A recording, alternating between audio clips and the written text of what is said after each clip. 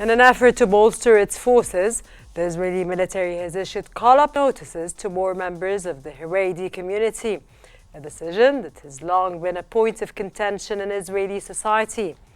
Initiated by former Defense Minister Yoav Gallant, this move has led to protests from the Haredim demonstrators who view the draft orders as a threat to their way of life. Will this move further inflame tensions within the Israeli society, deepening divisions within the coalition government? That will be our discussion today on Think Tank. Stay tuned.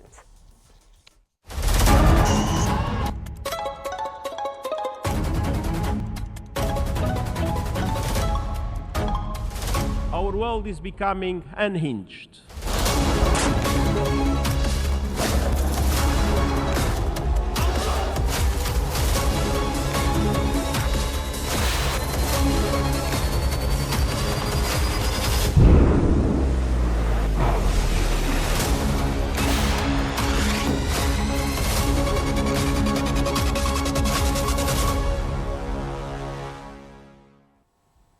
The Times of Israel has reported Israel's military release of the first 1,000 of 7,000 draft orders to Haredi men who were previously exempt from mandatory military service.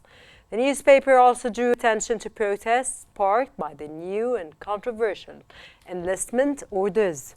These orders came after the High Court of Justice ruled in June that there is no longer any legal framework allowing the state to refrain from drafting Haredi yeshiva students into military service. The decision to issue the draft orders was made by former Defense Minister Yoav Gallant a day before he was fired by Israeli Prime Minister Benjamin Netanyahu. The Times of Israel added that the new Defense Minister, Israel Katz, did not, as some expected, cancel the order, angering Haredi coalition partners. Israel's decision to draft 7,000 ultra-orthodox men known as Haredim into military service has ignited tensions within the country, highlighting deep-rooted societal divisions exacerbated by the ongoing wars in Gaza and Lebanon. This move, initiated by former Defense Minister Yoav Gallant and upheld by current Minister Israel Katz, has sparked protests from the Haredim community and their political representatives, who are pivotal to Prime Minister Netanyahu's coalition government. This contentious issue of Haredi conscription has long been a source of discord in Israeli society. Prolonged war in Gaza and other fronts has intensified the debate, as secular Israelis bear the brunt of military service while ultra-Orthodox men remain largely exempt. Public patience among those serving is wearing thin, with surveys estimating that about 30% of Haredi men of conscription age are exempt. The issue has fueled strikes and protests over the years, even toppling the government in 2019. The current coalition, formed almost 2 years ago, gave ultra-Orthodox Party hope that they could secure their exemptions. However, the war's toll on military personnel has highlighted the disparity in service obligations. The decision reflects mounting pressure on Israel's military resources and growing calls for equitable service obligations. However, it also risks destabilizing Netanyahu's coalition and deepening societal rifts. Efforts to negotiate with Haredi leaders have largely failed, and the war has only intensified calls for sanctions against draft evasion. His internal conflict over conscription mirrors broader divisions in Israeli society, further strained by the ongoing war. As Israel grapples with external pressures, the challenge of maintaining internal cohesion and addressing long-standing societal inequities has become increasingly difficult. And for more analysis, we're joined by Brigadier General Akram Sarawi, a military and strategic expert from Beirut, and by Mohammed Zidane, an Israeli affairs journalist from Ramallah. Welcome to the show. We start off with General Sarawi. A very good day. And what are the military and strategic considerations behind Israel's decision to draft 7,000 Haredi men at this special or particular time?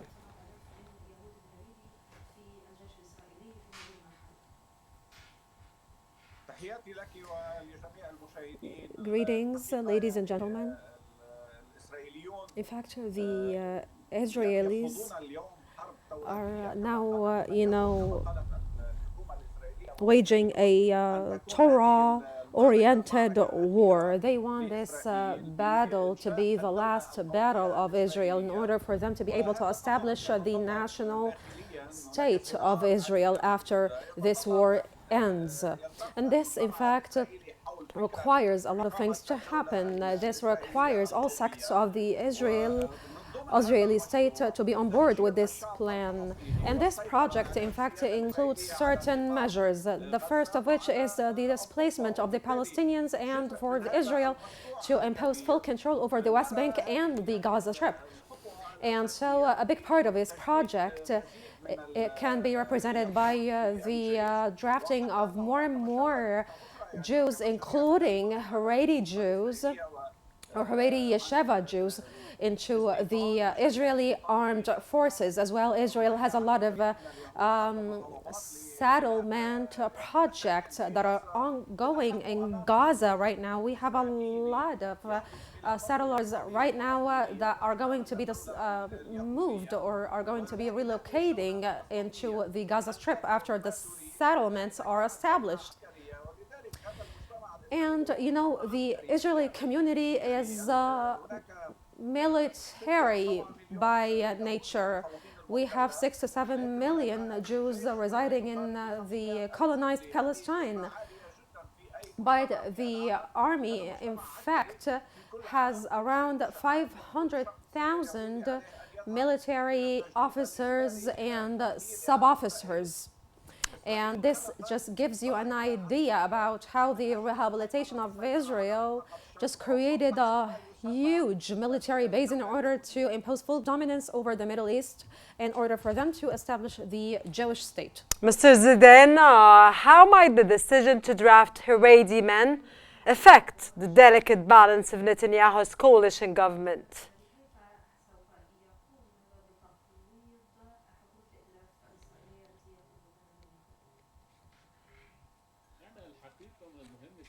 Undoubtedly, there is a conflict in Israel.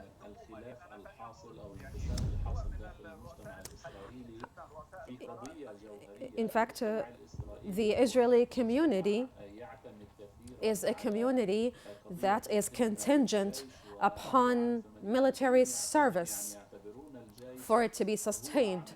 And, ever since the year 1949, the Israeli army has been considered the melting pot of the Israeli community with all its sects.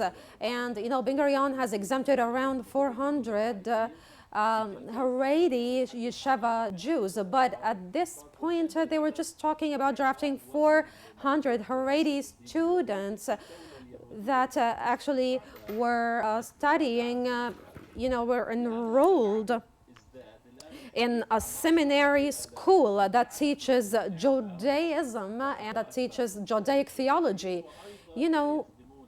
There are a lot more Haredi Yeshiva Jews that are not drafted into the army of Israel, and as well, this created a huge crisis.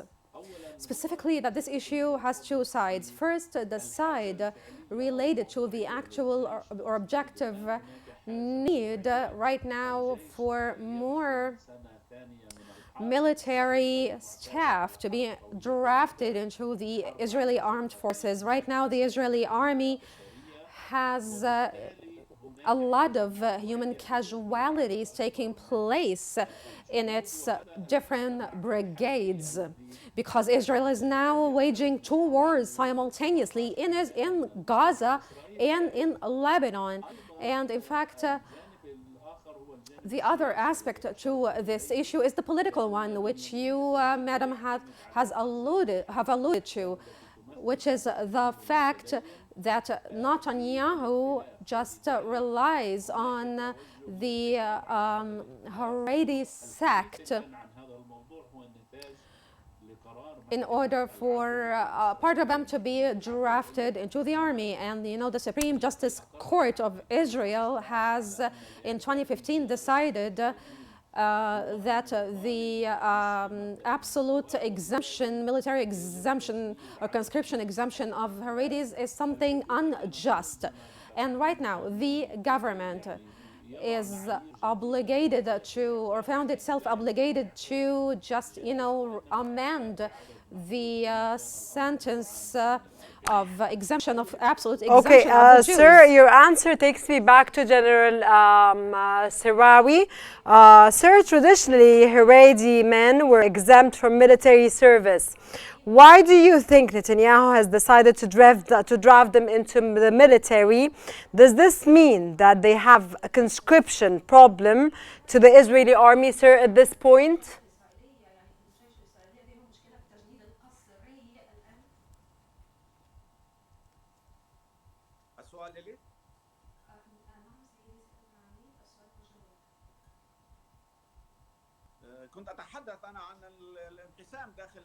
I was just, you know, talking about the division happening inside Israel between the civil side and the military side. There is a huge discord inside of the military of Israel. In fact, Netanyahu is among the few prime ministers that are not military or ex-military persons. And so the Israeli army keeps on objecting to any order that comes out of Netanyahu. And we have seen how that has been unfolding ever since the war in Gaza broke out. We have Smotrich, Smotrich and Ben Ghafir, who as always try to threaten, or who always threaten to withdraw from the government in a huge blatant objection to Netanyahu's ministerial orders. And Netanyahu, in fact, dismissed Gallant, who was Minister of Defense, as well. This shows the discord happening. And when it comes to the drafting of the Haredim men, we have found how the former Minister of Defense, Gallant, in Israel, how he tried over and over to recruit Haredi men into the army of Israel. But Netanyahu right now cannot further upset this religious sect, because this religious sect lies in the epicenter of the national Jewish state of Israel. And so when the head of the Haredim threatens to leave Israel altogether, if Haredis actually got forcibly conscripted into the army, this is a huge blatant red flag for Netanyahu, signifying that he should actually go back on what he's doing. But right now Israel just keeps on talking about how Israel is caught in the middle of a existential battle and a Torah-oriented battle, because Israel right now has a project to change the map of the Middle East. And right okay, now, Mr. Zidane, how does this decision reflect the growing tensions between secular and religious factions within Israeli society, sir?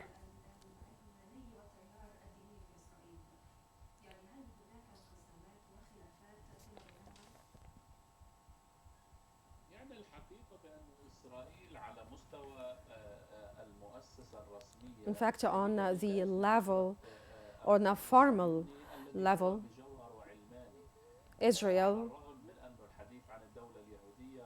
can be considered a secular state. On the institutional level,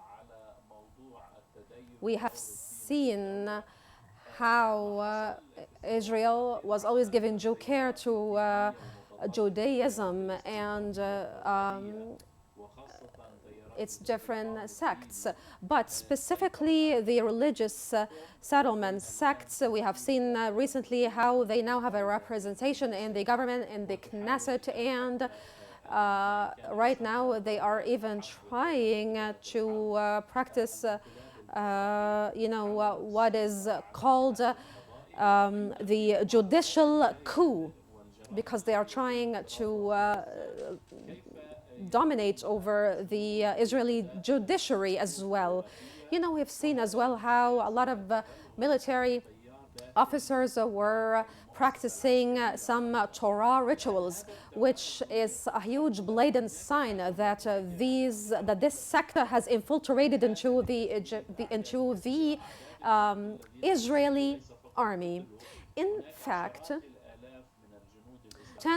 thousands of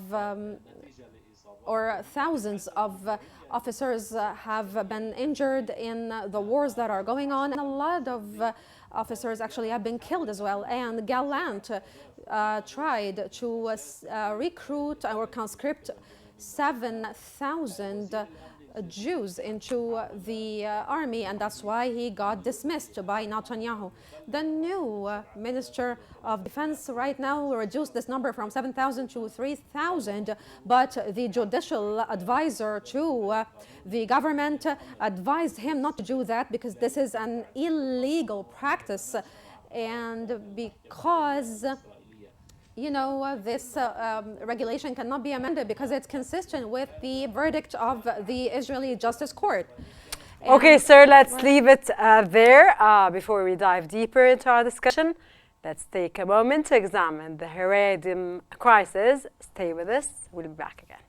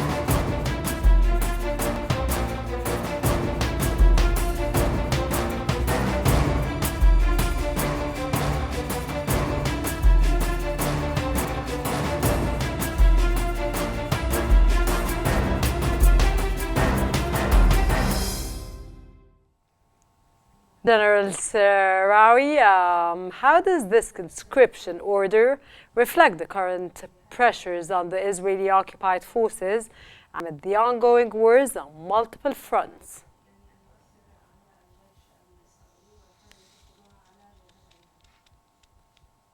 In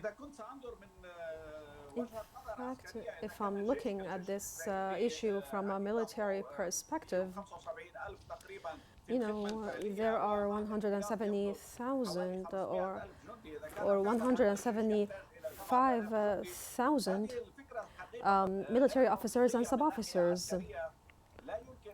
And, from a military perspective, it's actually not so understandable for 7,000 military persons to be conscripted into the Israeli army. And because I don't think that the Israeli army really does need these 7,000 Haredi men to be conscripted. But I believe there is a discord between the Israeli government and the army of Israel. I think that what's the discord, this whole sir?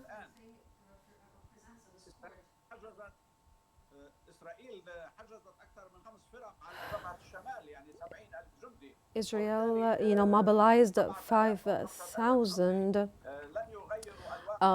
military persons or military staff on the north, on its north borders, and they have deployed a lot more in Lebanon. But it's true that the Israeli army might actually need more conscription, but I think that this is just indicative of the internal dispute and discords inside Israel. Okay, let's go back to Mr. Zidane. Sir, what are the main arguments of the Haredi community against conscription?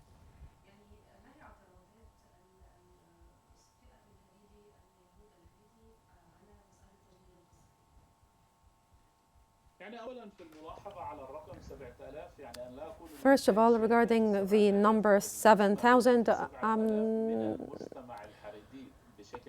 I don't think that the Israeli army just needs 7,000 more military soldiers or officers, but it needs 7,000 of Haredi Jews to join the army of Israel. In the 7th of October, it was evident that technology didn't protect Israel from a potential attack. And right now, they just need to be recruiting more military personnel. Regarding the Haredi sect, they receive a lot of subsidy from the Israeli state, and they as well receive a lot of financing and subsidy for their seminary school scholarships. And in fact, the Israelis are not so happy about this. They think of the Haredi sect as a burden on the Israeli state. And as well, the Haredi sect is not necessarily Zionist in terms of its ideology and practice. And so there are actually Haredi sects or Haredi currents in Israel that are not pro-Zionist. First of all, because they do not want to serve in the Zionist army, and as well because these extremely ultra-religious or orthodox sect, in fact, do not want the Israeli youth to be dedicating their life to just fighting in the military. They have a firm belief that the Jewish youth should, in fact, dedicate their life to studying Judaism, and they should dedicate their life to practicing Orthodox Judaism rituals. Okay, let's go to, again, General Sarawi. What role did former Defense Minister Yoav Gallant play in this situation, and how did his dismissal affect the implementation of the draft order, sir?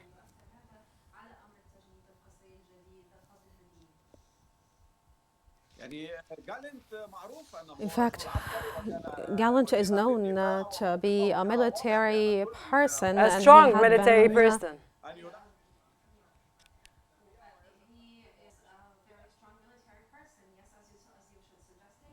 And in fact, he had been the former Minister of Defense, as we all know. And so this hawkish stance or position of Gallant has caused a lot of issues. It's not just Gallant here. If we look at Lviv, if you look at the Israeli opposition, the chief of staff, they all back up the conscription of Haredi Jews into the army. But I'll actually address your question and say that there is that any country in the world in which conscription takes place, usually there is a tendency for the youth in the state to just, evade this conscription. Okay, sir, sorry, because I ran out of time and the program is done. We'll discuss this again. That was Brigadier General Akram Saryiwi, military and strategic expert from Beirut, and Mr. Mohammed Zidane, an Israeli affairs journalist from Ramallah.